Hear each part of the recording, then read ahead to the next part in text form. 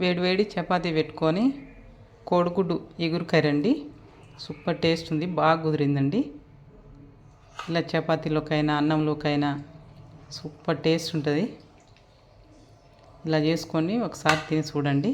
అన్నంలోకి చపాతీలు దేంట్లోకైనా బాగుంటుందండి. ఇట్లా కోడిగుడ్డు చిక్కటి గ్రేవీతోటి ఎగురు పెట్టుకోండి. సేమ్ ఇదే కొలతలతోటి సూపర్ టేస్ట్ ఉంటుంది. ఇలా చేసుకొని తినండి. ఇలాంటి చాలా రకాలు చేసి మా ఛానల్ అప్లోడ్ చేసిన, చూసి అవి కూడా చేసుకోండి. కోడిగుడ్డు చిక్కటి గ్రేవీతో ఎగురు కర్రీ, ఆ పులివీడ లింక్ ఈ వీడియో కింద ఇస్తాండి. చూసి అది కూడా చేసుకోండి. బాగా కుదిరింది, టేస్ట్ బాగుందండి. దేంట్లోకైనా బాగుంటుంది. ఇలాంటి మరిన్ని వీడియోస్ కోసానికి మా జ్యోతి ఇంటి వంట యూట్యూబ్ ఛానల్ని లైక్ చేయండి, షేర్ చేయండి, సబ్స్క్రైబ్ చేసుకొని గంట కొట్టండి. కామెంట్ చేయడం మర్చిపోకండి.